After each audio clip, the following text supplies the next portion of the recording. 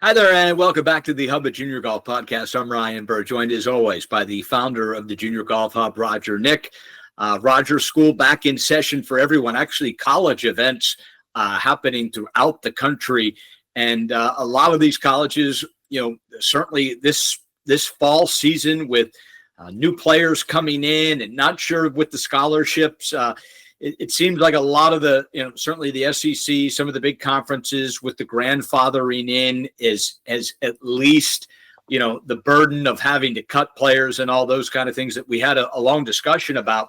It appears that they have, and good for the NCAA. I don't say that very often, Roger, good for the NCAA, but in this case, it would have been ridiculous to take a player that played for you for 3 years and tell them that they had to go find another school because a new law was in.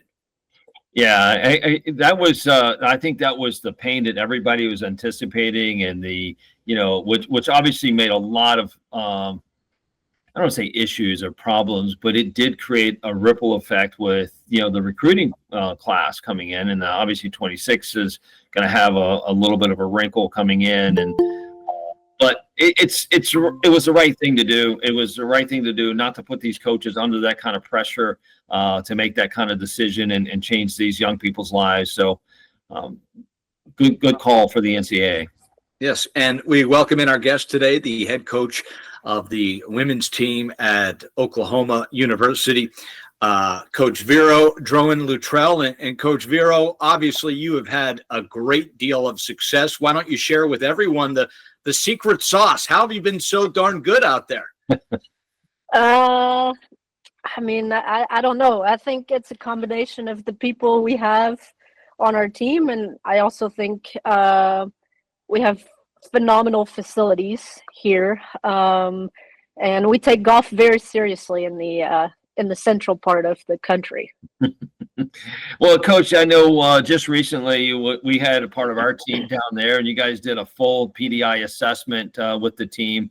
I would say it's not just facilities. I think you as a leader, the coach, and your coaches there and your staff embrace learning and bringing in ideas and things that's going to help the players continue their development. So that's one of the things that we see with the best programs that we talk to week in and week out is they invest in the development of the young people that's coming in.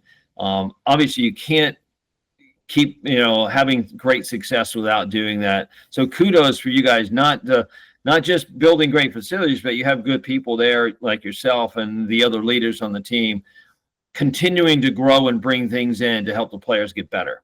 Yeah, absolutely. I mean, it was a lot of fun. We had been through the coach's guide or the coach guided PDI last week, or that was last March, I believe. Yeah. And so it was nice to do just the full one and really see like how many more shots, how many more assessments you're doing. The coach guided version is really good, but I think, you could be lucky in a way. You could have a really good day and you could have a really bad day. Sounds like golf. It could go either way. Right, exactly. Whereas the other one, just the full one, it's just so many more shots. And I mean, you have to be on the whole time. Mm-hmm. It was just awesome. And then the physical part of it was really cool. I mean, something very different. Obviously, we do a lot of workouts and stuff, but it was just a little bit different to see our players kind of compete against each other in some of the testings. It was fun. Yeah, that's right. That's a big part of the process, really, is to make it fun, make it a competition, make it feel like competition. And I know that's a lot of the feedback we've gotten from the teams and players that we have go through it is they feel like they're playing, right? They feel like, hey, I've got to hit this shot. There's no second chance here, if you will. And I think that makes it a really special way to transfer development into competition. Oh, absolutely. And I mean, you can't really just go through the motion, right? Like when you're doing the putting, it's easy as golfers, right? You have a 2-footer. Yeah. You're like, well, I'm just going to tap it in. But I mean, we were very particular with our players, like do your routine like you would, in a tournament. And yeah, I mean, you're watching the others kind of going through it, but you can't really, you try to kind of stay out of their way. And I mean, we're really trying to do it like you have to do your routine and kind of go through it that way, just to try and keep it as realistic as possible. Yeah. It's interesting, Coach. You're at Oklahoma, very successful. We're over 100 episodes now, so we have talked to men's and women's coaches across the landscape. Some have indicated that they really are just an administrator, schedule, making up the schedule, hotels, getting places from A to B, because the talent they're bringing in, everyone has their own coach, and they really don't want to get involved with player development. You're in the SEC, best conference in America. Your team has had a ton of success. When you bring a player in, you're getting a great player, or they wouldn't be able to go to Oklahoma. But how much is your job, in your view, to try to make that player better in their 4 years with you? I mean, obviously they all have swing instructors. I'm not a swing instructor, and I mean, I tell the recruits and my players that as soon as we start talking to them. But I'm here to help them. A big part of doing that is we do a lot of course management. I think there's a lot of an untapped area with just players really understanding how to play holes differently. How do we play a par five? A lot of our players, sometimes they hit driver off the tee, and then all they want to do is try and get it as close to the green as possible. But sometimes that may not be the answer. So just we're really trying to teach our players how to manage their game a little bit better and more efficient. We do a lot of course charting before we go to tournaments. Everyone's required to go to my office, and we go through the golf course individually. What is that going to look like for them? What's their game plan going into practice rounds, so that when we get there, there's no time wasted. We already kind of know. We don't know what the conditions are going to be like. Obviously, that changes on a daily basis. However, I do feel like we really do a good job preparing for events. And then the other thing where I think we can improve on is short game. If you can get it up and down from anywhere around the greens, or if you can really be good with your scoring clubs, anything inside, I would say 120 for the girls, then you're going to be pretty successful. So we really focus on those areas. The rest of the stuff, I mean, we work with their swing instructors. We talk to the swing instructors so we can kind of keep track of what everyone's working on, as well as the language the swing instructors are using, because everyone's different. They explain things differently. So for us, it's just a big mutual agreement that we have, to help each player individually. Yeah. Coach, you guys, obviously we're talking about it. You have a lot of success there, making the recruiting process a lot easier in some ways, right? But in some ways, it's hard for a coach like yourself. You've got to make decisions on, okay, you narrow it down, you got 4 or 5, and then you narrow it down, you got 3, and you got 2 spots left.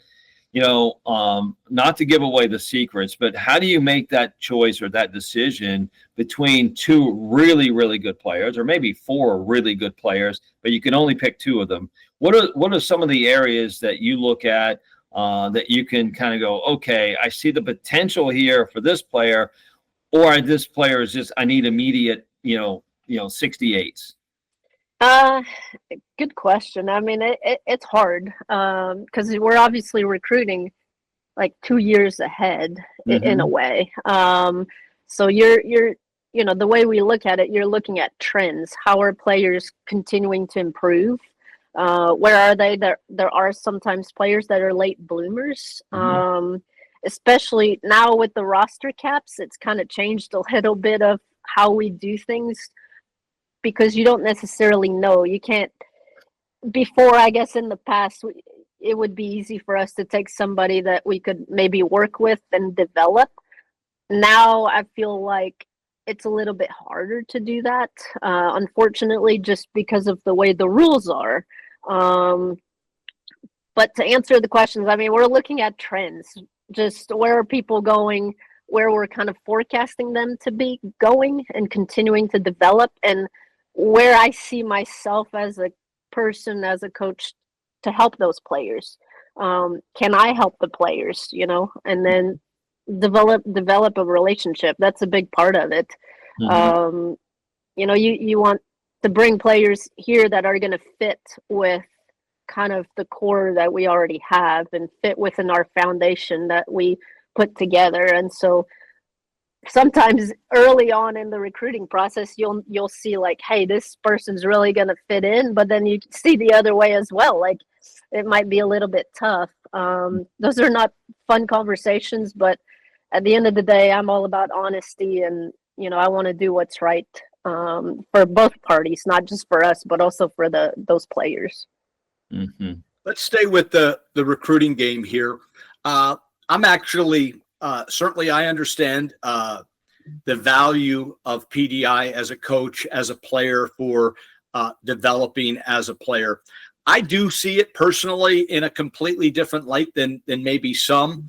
I believe that it is really difficult for a college coach when the process starts for everyone with looking at the rankings. As you said, you're probably starting with a 13, 14-year-old in ninth grade when you're at least identifying whether it's the best players in Oklahoma or the United States or the Midwest. I believe that if PDI was part of everyone's ranking, so to speak, Coach, so it was part of the junior golf landscape where you had a PDI score.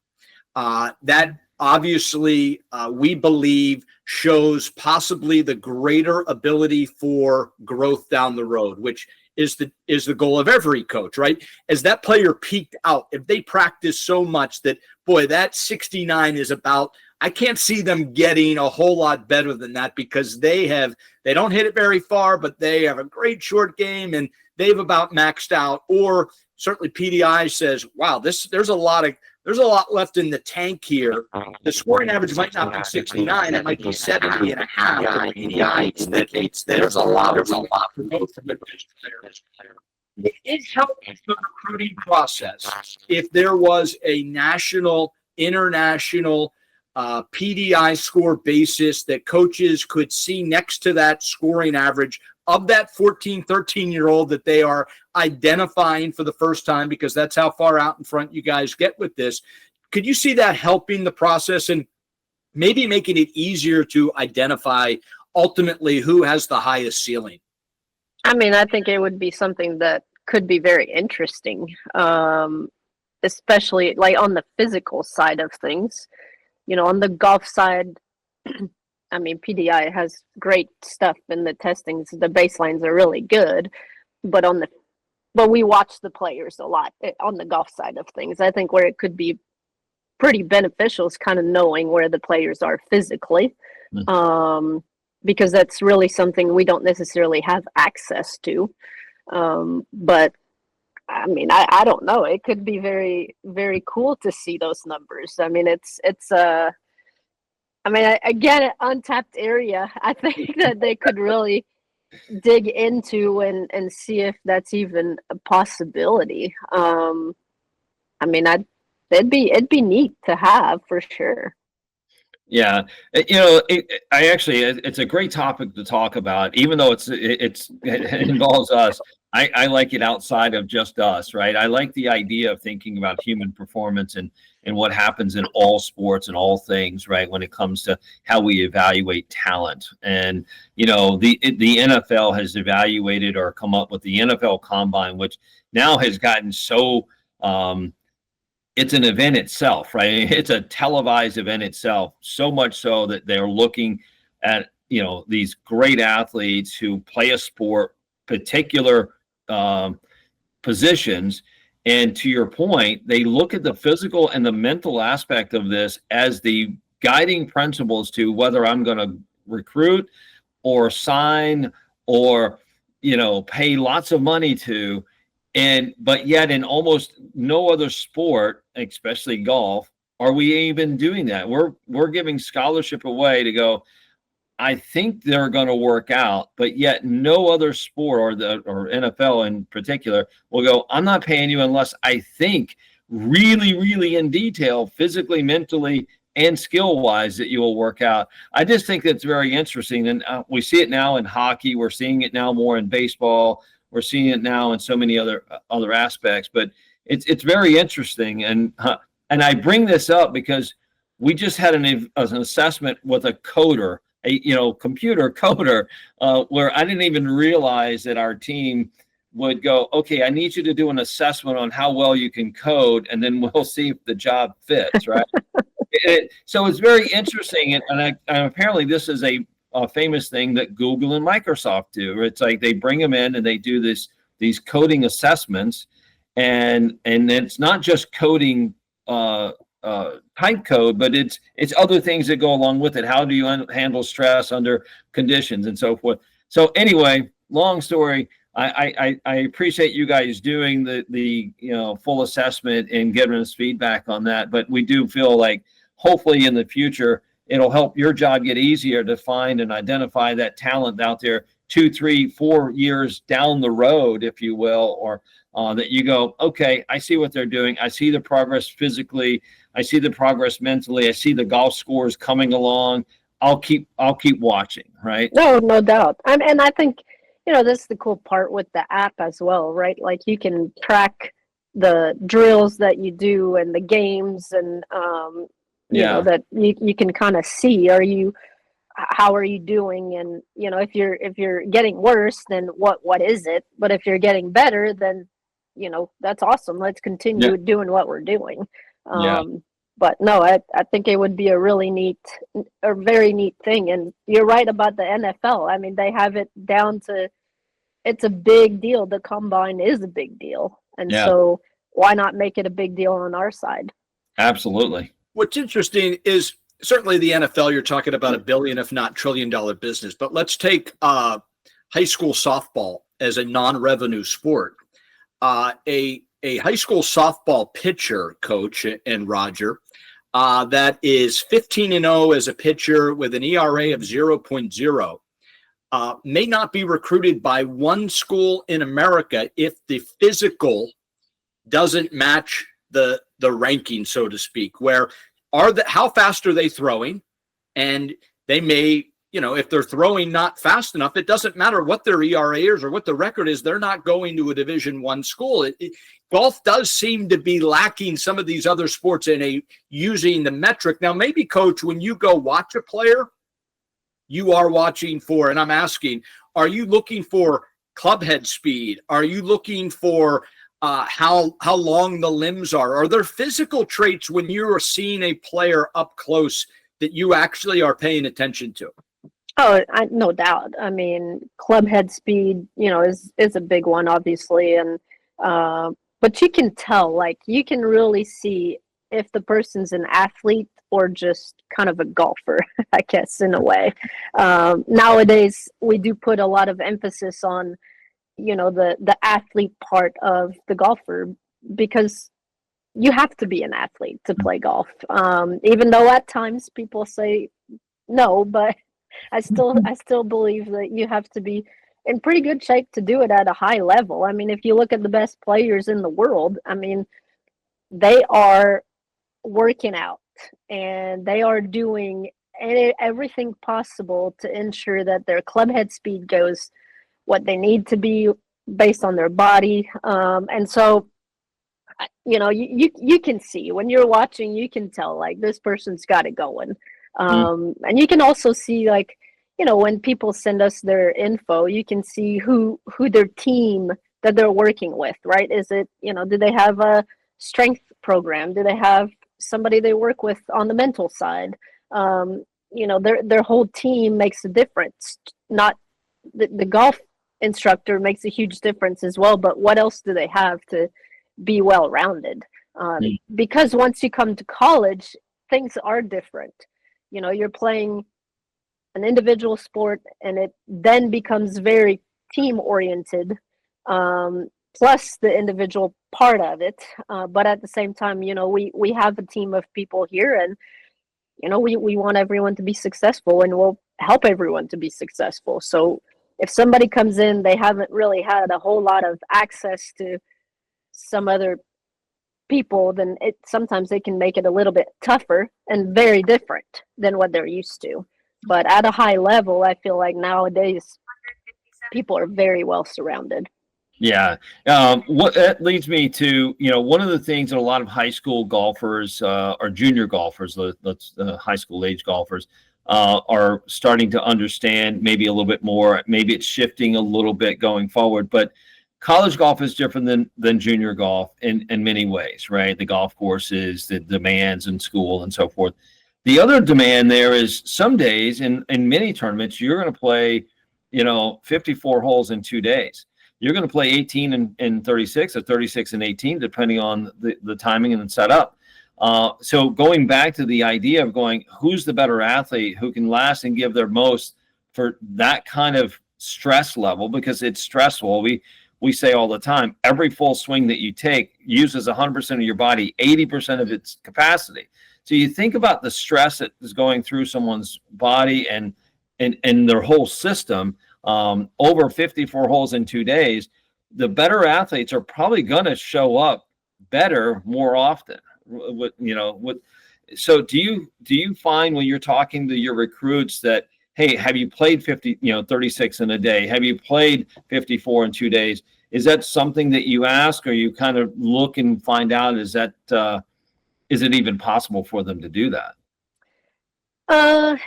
We don't necessarily ask. I think now there are quite a bit of tournaments where they do play 36-18, or the Women's Open qualifier is a great example. It's 36 holes in 1 day.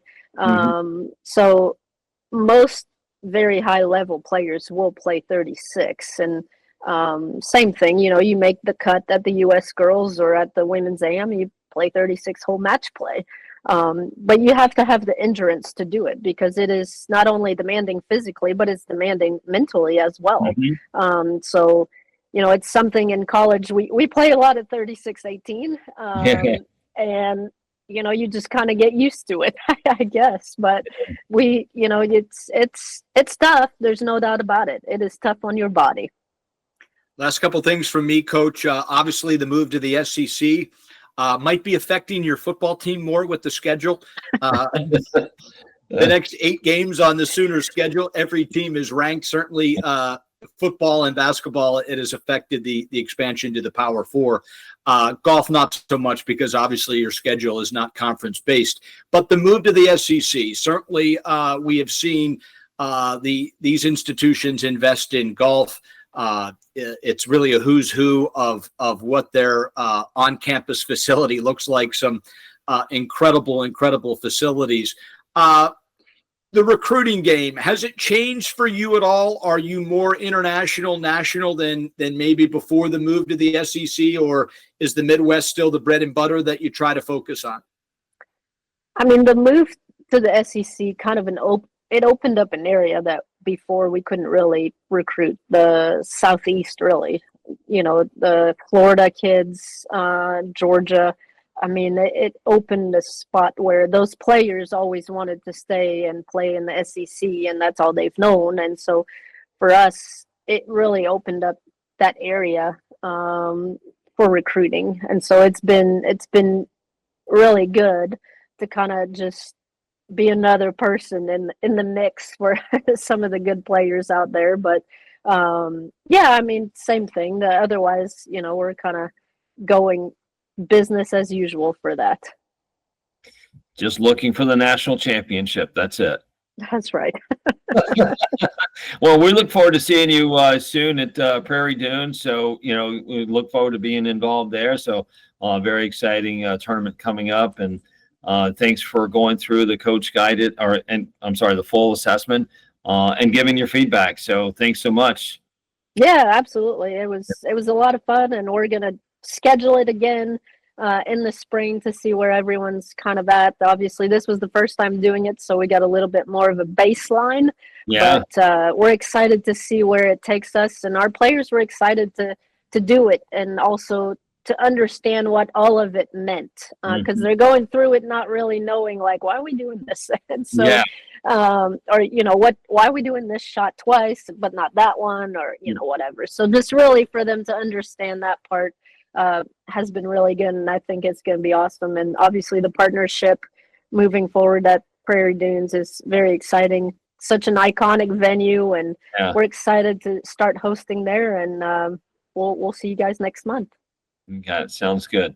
You got it, Coach. Thanks so much for joining us here on the podcast today. Great information, and certainly the start of your season. Continued success. Best of luck, and we'll catch up with you soon. Sounds good. Thank you. Have a good one.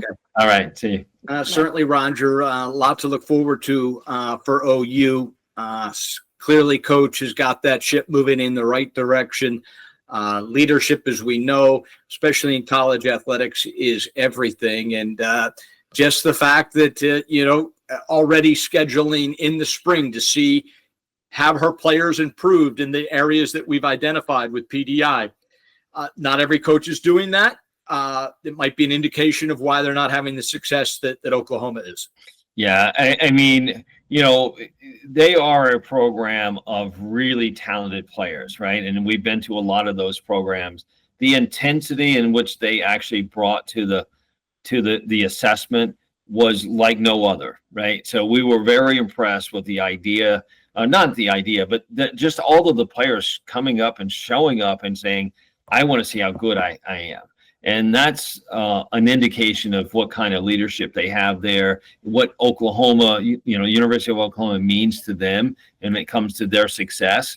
So it's really fun to be a part of it. It's really fun to see them actually get that involved, enthusiastic about it. So I think they're going to do well, and it's going to be really fun to see where those players fall in the spring. So really, really cool and stuff. There's just too much money, Roger. There's too much money at stake, and always follow the money. But these coaches' lives, their contracts are determined on how successful they are. And obviously every coach you would think would be doing everything with their current team. Mm-hmm. But when you really look, as golf is the only sport in the world, certainly that has a junior high school and then a collegiate and professional sport, it is the only one where there are not athletic metrics that are really available to the coach when they're starting this process. It's mind-boggling. You finally solved the problem. PDI wants every single junior player that has aspirations of playing college, and that day is not that far away where every single player has a PDI score. Every coach then can see the PDI score. They can judge it against either their own players or have the ability to judge it. I mean, imagine, Roger, in the recruiting process that you find a young lady whose PDI score is equivalent to, let's just say, Rose Zhang. Mm-hmm. Okay. But maybe the score isn't there yet. Boy, that PDI score, very much like when the NFL takes a third string player in the second round that never started for his team, and they're spending a second or third round pick on a non-starter because in apples to apples, that PDI score is so overwhelming to them. They believe that this is a completely untapped talent. And ultimately that's where golf will go. There's no other way around it. And it really will help the coaches, I think, a lot fewer misses. Let's put it that way. Yeah. I mean, I can't help but kind of laugh a little bit inside. I've seen this in so many other sports. I mean, you can only think of Tom Brady, Drew Brees, Aaron Judge, Roger Clemens, a few names that were passed up from recruiting process, right? Passed up in the draft process. And yet somebody saw something in them that said they're different and stuck with it, and they developed and they blossomed, right? So, as Coach V just said, it's like they're recruiting 2 years down, right? Maybe even 3 years, or they see a young player who actually has a ranking or has scores that are really phenomenal in U.S. kids. Okay, guess what? They're not actually recruiting them. They're watching them. But if she could say to them and say, hey, I'd love to see you do PDI, or hey, they're on the track using PDI, I'm going to follow what that looks like. And all of a sudden, maybe they fall off the map for a year or two with their ranking because they're going through what everybody goes through, which is growth and puberty and different things that happen. But all of a sudden, like another year passes and they reemerge, but their skills just got better and better. And they're measuring that and they're going through that process of learning those things, not swing technique, but their skills, right? And I think that's what's so fun about what's, I think, about to happen. We just got to stick with it long enough for people to realize that golfers are athletes and athletes play golf, and it only helps them play better golf if they stick with it. Yeah. And I would love to hear the scouts' explanation on why they were passing 6'8", 260-pound body of steel Aaron Judge 100 times before he was ultimately taken. I'd love to hear that explanation, Roger. Absolutely. No doubt about it. He was a basketball player, not a baseball player. Oh, really? Yeah. Athlete. I'm a phenomenal athlete. Anyway. Yeah, a lot of fun there. The Yankees are certainly happy about it. That is for sure. Certainly, we thank Coach for coming on, and Roger, as always. Certainly look forward to what is next on the Hub of Junior Golf podcast. We'll be back here next week, but certainly today, look behind the curtain at one of the more successful women's programs in the country, the Oklahoma Sooners. So for our director, producer, Michael Nick, for Roger Nick, I'm Ryan Burr, saying until next time, we'll see you real soon on the Hub of Junior Golf podcast.